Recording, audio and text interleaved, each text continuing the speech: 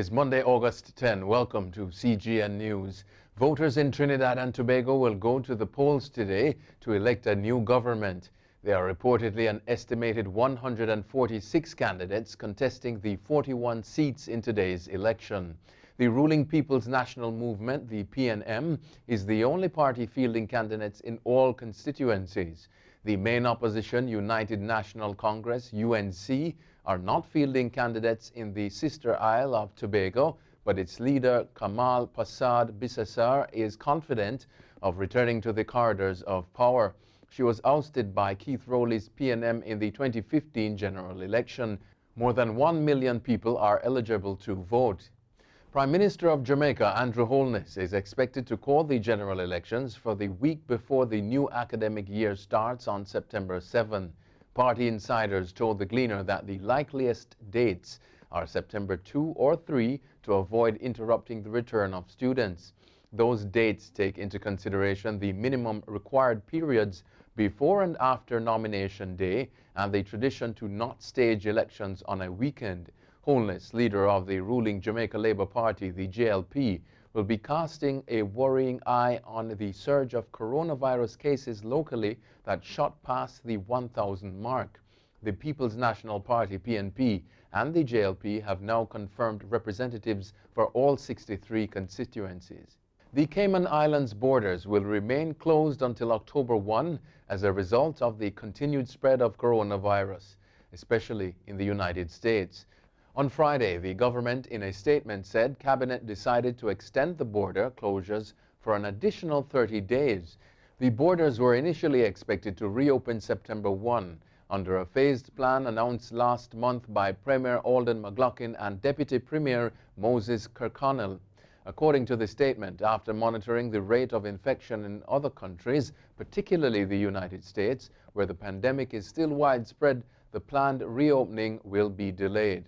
The Jamaica Peace Council, the JPC, has issued a statement urging governments across the region to vote for former President of Costa Rica, Laura Chinchilla, to head the Inter-American Development Bank, the IDB. Chinchilla is going up against National Security Advisor on Western Hemisphere Affairs in the Trump administration, Cuban-American Mauricio Claver Carón.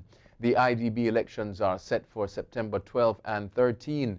A report in the Costa Rica News states that Chinchilla has given a commitment to strengthening the entity with a vision of union.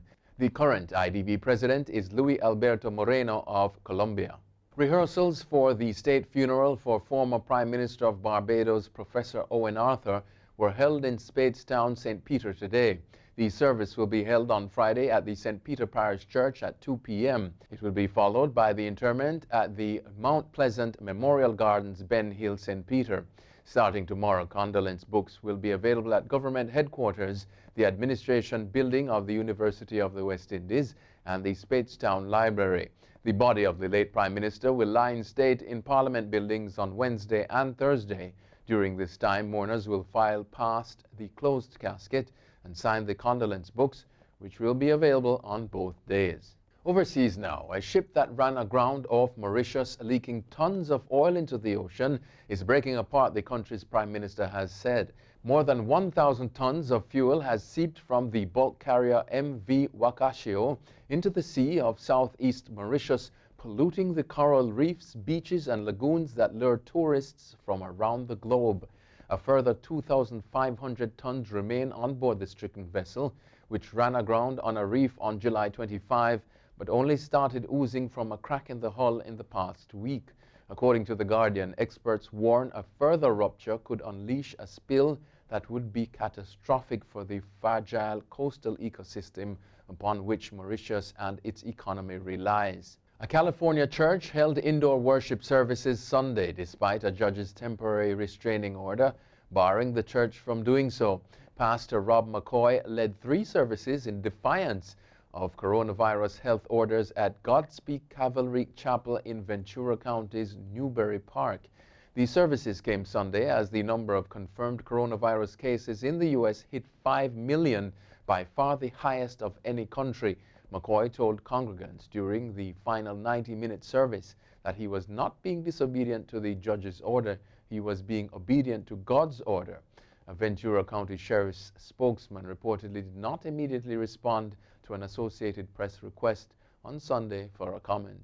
Some 850 French passengers who were on board a coronavirus-riddled cruise ship that was turned away from numerous ports in March have filed a collective suit in Paris. The 180 complaints against Costa Cruises include manslaughter, their lawyer told the AFP on Sunday. The class action, which includes complaints from the families of 3 passengers who died of COVID-19, accuses the Italy-based cruise giant of negligence and various faults during their trip on the Costa Magica.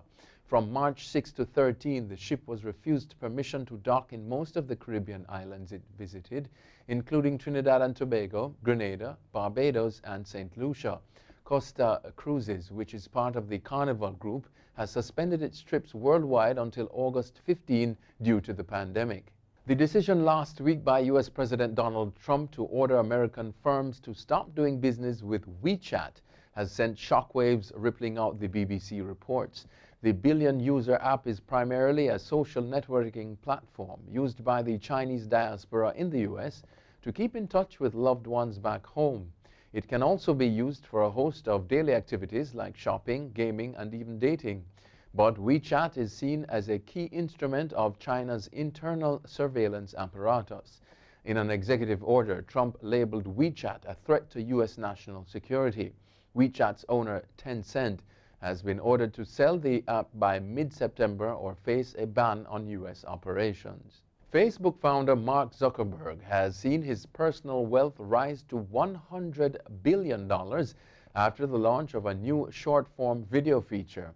On Thursday, Facebook announced the U.S. rollout of Instagram Reels, its rival to controversial Chinese app TikTok.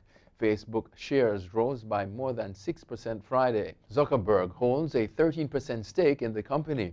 He joins Amazon founder Jeff Bezos and Microsoft's Bill Gates in the exclusive so-called Centibillionaire Club.